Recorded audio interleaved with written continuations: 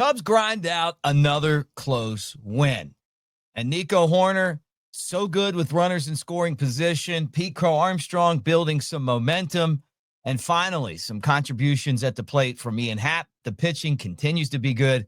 And now the Cubs have this big showdown with the Milwaukee Brewers. We're going to get into all that. And Kyle Tucker. Is his value right now diminished because of the way he's been playing? Get into all that on the Cubs baseball channel. Like, subscribe, thumbs up. Let's hit the bell, and let's get this thing going.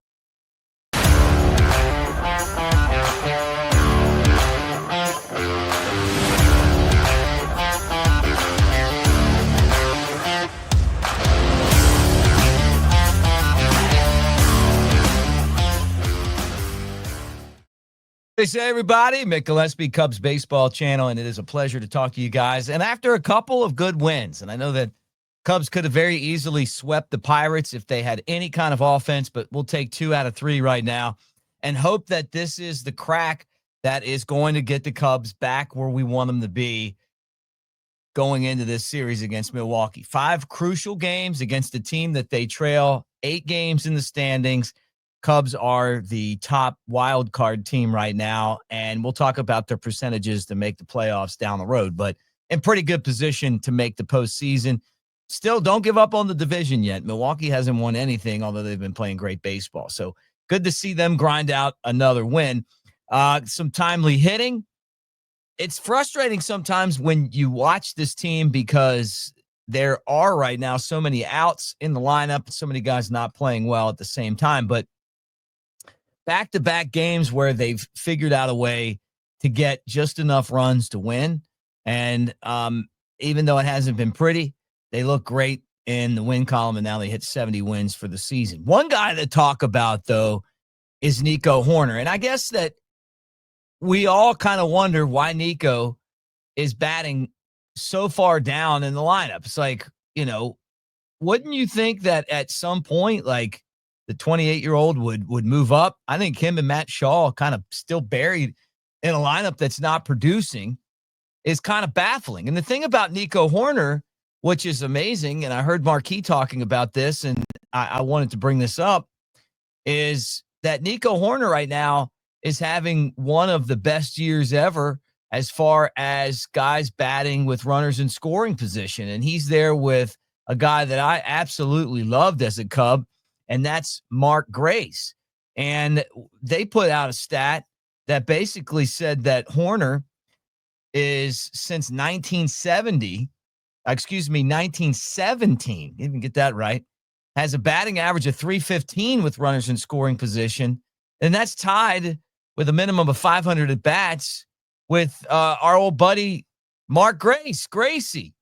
And, that's .315, the second best in all of baseball for players. But then there's Nico batting there at the bottom of the lineup, right? Normally 7. Then you get to the top of the lineup and no one's producing. And it's like Shaw and Nico probably need to go up, and maybe some of the other guys need to go down. Just because you want them to get up there more with runners in scoring position, because this isn't a fluke. And at the end of the day, you got to score runs, and that's where this team has been struggling. Now, it's been good to see PCA, Hollywood Pete, start to build some momentum at the plate. He's coming out of it. He was struggling, got a couple of hits Friday, and then, he's on base now. He's starting to swing the bat. He's starting to find some holes. That's a good thing. Look, we knew that was going to happen. It was just frustrating to see him and Seiya Suzuki and Kyle Tucker all going through it at the same time. And Ian Happ having one of the worst seasons that he's ever had. And that, and it's not all terrible. He had a good Sunday. Happ, they need that. They need that production to be able to win games, right? And the outfield really wasn't producing. And this is why I want to bring up Craig Counsell again, because he talked again, this time hosted by Jesse Rogers, our buddy at ESPN, about how there's no place for anybody to play. So let me get this right off of Jesse's X page, or whatever you want to call it, post, formerly known as Twitter. Craig Counsell on not starting prospect Owen Caissie all weekend against Pittsburgh. We have a pretty good group of outfielders here. Owen has to cross that bar. We're going to play the best guys every day. This is why we wrestled with calling him up, because of the group of outfielders we have, quote unquote. Why is it that I feel like, and it's not just the Cubs, and I say that often, but it is the Cubs, is that if you sign a big contract, that you're going to play no matter if it hurts the team or it helps the team. Now, we don't know what Owen Caissie can do at the big league level because we didn't really give him a chance. Now, I know he pinch hit in the game and he popped out, but this is a guy who eventually is going to be one of the stars of this team. 22 home runs, 52 runs batted in, 53 walks. I know over 100 strikeouts, a 289 average, a 389 on base percentage. I feel like there are at-bats for this team. I feel like if you eliminate the contract, what guys have done in the past, and you just look at the way that things are going right now, that Owen Caissie would have been a better option over this weekend than some of these other guys. I would have started him on Friday. Seiya Suzuki still not hitting. Kyle Tucker right now is the worst player on the team. Now, I don't think that's going to last very long, and I'm going to talk about him here in a second. But right now, he is just about an automatic out. Like, the only thing that he can do is walk. And I believe in his ability. I know that he's a star player. I don't think that this is just a slump. I think something's bothering him, but who knows? He says he's fine. The finger's fine, whatever. I know that the bat's not fine. I know that when he comes up, he's an automatic out. Now, what does that mean? If I'm in a business situation and somebody's not producing, I'm going to put somebody else in and let them have an opportunity and see what they can do, because it's not going to hurt you at all. Tucker's a good defender. Owen Caissie's a good defender, but I want to have that spark. Now, I think Owen Caissie provided a spark, because those guys going out there and not producing, and they see this redheaded kid sitting on the bench who, believe it or not, is the future, and they know that, and they're struggling. They better get some hits. Ian Happ plays every day. He's the most inconsistent player I can remember on the Cubs. And I mean that with all due respect. When he's good, he's great. When he's bad, he's terrible. It just doesn't feel like there's any consistency for him. I mean, he'll get hot and carry you for about 3 days, and you're going, man, this guy, you never see him get out. And then he'll go a week and have some of the worst at-bats you ever saw, but walk a little bit and get on base. They put him up in the lineup, and every time you turn around, there he is.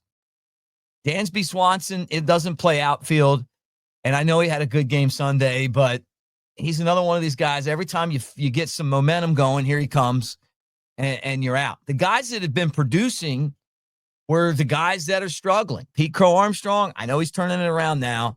Seiya Suzuki, again, it just seems like he goes into these ruts. He's in one right now. And then Craig Counsell, putting in Kyle Tucker and not sitting him. And I guess that as a manager, I feel like this is very similar to the David Ross days, that it's like, hey, this is what we're doing. We're not going to deviate from it. We don't care.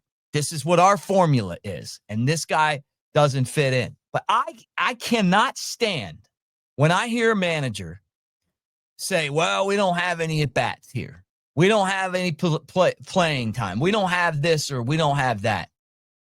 I heard that with David Ross. I'm hearing that with Craig Counsell. I get it. Counsell's paid $8 million a year. That's $8 million more than I'm getting paid this year.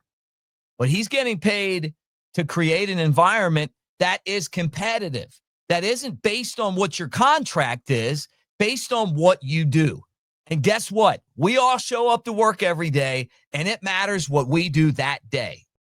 And we're not paid $8 million. We're not paid the $500 million that Tucker might get paid next year. And I expect the same thing from baseball. I feel like the contracts in baseball are one of the reasons that the sport suffers. We love it. But do you remember a time, and some of you guys may be too young for this, but us that have been around the block a few times will tell you that baseball used to be the game. It used to be America's pastime. And then all of a sudden, these guys are on strike. They don't want to play. They don't want to do this. You pay you pay a guy all this money. It's a guaranteed contract. They get hurt. They don't want to do it anymore, and they walk away. And then your team has no money to spend because you're paying some guy that's not even playing. It happens all the time in baseball. Sometimes they live up to their contracts, but a lot of times they don't. And it feels like when you have a situation like this, it made zero sense to me not to have Owen Caissie start one of these games against the Pirates. I don't care if you take Ian Happ out. I don't care if you take Kyle Tucker out. I don't care if he's not going to play center field, but, maybe you rest Hollywood Pete. I don't know. But it sends a message to the rest of the team that says, guess what, guys? If you can't do it, this guy can. And that's the message that you want to send every single day. And I know a lot of you guys have gotten into the comment section and you keep talking about how this team has done this since Jed Hoyer got his extension, or at least they announced it. I don't disagree with that either, because I felt like there was a sense of urgency around this organization that I don't feel anymore. And I hope that it comes back, because it takes that sense of urgency to win. And right now, this is a 500 team. Now I'm going to give them credit because they're going through a rut and they're still finding a way to stay 500. I mean, look at what the Mets are doing right now. They're begging for a win, right? The Dodgers are trying to get it turned around. It's not like the Cardinals are going to make a push for the playoffs, or the Diamondbacks. Yeah, and the Cardinals. I'm calling you guys out. I haven't forgot about you guys. The wild card race, it really isn't one. The Reds are the only team that I look at and go, okay, they have a chance with Tito and all that young pitching to make a push in there. But the Cubs right now are the number one wild card team, 5 games up. Look, 500 baseball works to get into the postseason. Now, if you want to compete for the division, you better start winning games, and it starts with that doubleheader tomorrow. Now, let me talk about Kyle Tucker. Because Jim Bowden, who is on MLB radio and writes for The Athletic, was talking about the value that Kyle Tucker has. Now, I know Tucker is going through a major slump right now. I don't know. Either he's tired or this is tied to some sort of an injury. Since he jammed his finger on June the 1st, he's just not been that good. But he says that that's not it. It's been a while now since he's been hurt. And before that, he was just killing it. And it's been up and down. But his bat speed isn't what it was. So he's a free agent at the end of the year. What does the former GM think that Tucker's going to get contract-wise? And he says he's going to get somewhere between $500 and $650 million, right? So that's, think about it. Vlad Guerrero Jr. got a huge deal to stay with the Blue Jays long-term. We saw Juan Soto. So Tucker, despite the fact that he's struggling, still projected to be the top guy in the free agent class and get anywhere over $500 million. Would the Cubs be the team that would want to pay that, right? His slugging percentage right now is 50 points lower than his career numbers, right? And do the Cubs know something that we don't know here, right? Or maybe they know he's hurt or he's injured or he's banged up or whatever's going on and he's fighting through it. I don't know the answer to that. All I know is that he's still projected to get paid a ton of money. And I hope that there comes a point where he gets it turned around, whether this is just an old-fashioned slump or he works through an injury. But if I'm Craig Counsell, I'm giving the guy days off, whether it's DHing him and keeping him out of the outfield for rest, or I'm letting guys like Owen Caissie get a shot to play in the major leagues. Doesn't look like we're going to have that. Caissie got the pinch hit, and that's it. And then the manager's in a press conference saying we don't have a spot for him right now. Can you imagine Joe Madden saying that? And I know some of you guys are kind of, didn't like the way that the Joe Madden era ended. To me, that was as much Theo as anything. that was as much the Cubs winning a World Series and being treated like heroes and forgetting that, there's a there's a certain path that you have to take to be there, because we didn't know we were ever going to win one. We didn't know if the city was going to burn down when the Cubs won it all. And those guys are still my heroes for doing it. And I know you feel the same way. So you get that, right? But now it's time to get that second group in there. But I love the way that Joe Madden used to just, hey, it didn't matter. Tony La Russa, I know he was a Cardinals manager. I know he was an A's manager. He was, by the time he got to the White Sox, sleepy. But when he was at his best, he played the player that's going to produce, not the guy with the big contract. And I feel like that's what the Cubs are doing right now, and I think it's a mistake. And I hate that Owen Caissie's just sitting there on the bench not doing anything. So we'll see. I'm not happy with the lineups and the fact that the two best hitters are batting 7th and 9th, and then the fact that we got a kid on the bench that just give the impression to those guys that your contract doesn't matter. This guy's here because you're not getting the job done. Either get it done or this guy's taking over. Okay? Now, with all of that said, Craig Counsell was asked about the starting pitching for the doubleheader. We know that Cade Horton is going game 1. And then they said, hey, who's pitching game 2? And he said, Cade Horton is pitching game 1. Okay. Could Jameson Tyone be the guy that comes back and pitches game 2? I think that's a possibility. Could they bring someone like Jordan Wicks up from AAA? I don't know. Could the Cubs make some roster moves in this series against Milwaukee, move some guys around with Tyone back? You get an extra roster spot for the doubleheader. So we'll see how all that is, but we know that Cade Horton is pitching game 1. Now, love hearing you guys in the comments section. Please like and subscribe. Go Cubs, go, man. Thank you guys for being here. And this is the part of the show where we look at our playoff odds. And for you Cardinals fans that are here today, I'm going to look at your playoff odds too, because I want to be fair and balanced. All right, so we go to FanGraphs and we get our playoff odds, and we do that each week. And right now, the Cubs playoff odds are 98.1%. That's to make the playoffs. The Cubs have a 91% chance to clinch a wild card berth, so I'm feeling pretty good about that. Only 7% now that win the division. Part of that is that the Brewers were on fire. They finally lost, but and then a 4.7 chance to win the World Series. Cardinals, I'm going to tell you guys, man, and you ought to be proud of this. You guys have a 0.1% chance to win the World Series. And that goes along with your 3.1% chance to make the playoffs. So good luck there with that.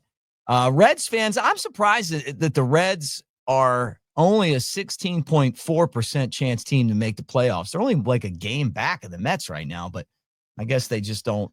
FanGraphs that doesn't have a lot of confidence in them. So huge series with the Brewers, and we'll be following all that stuff right here on the channel. Appreciate all you guys, seriously, on a daily basis for coming and jumping in and talking about it.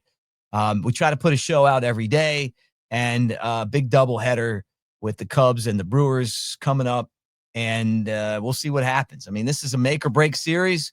Cubs are playing the hottest team in baseball that we've seen in a long time.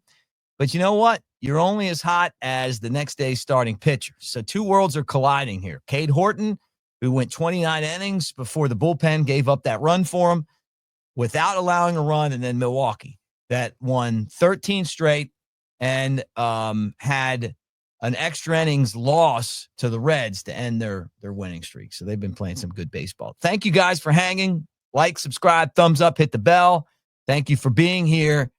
We got our some special stuff coming up to tell you about, including playoff tickets, all of that we're going to give away on the channel.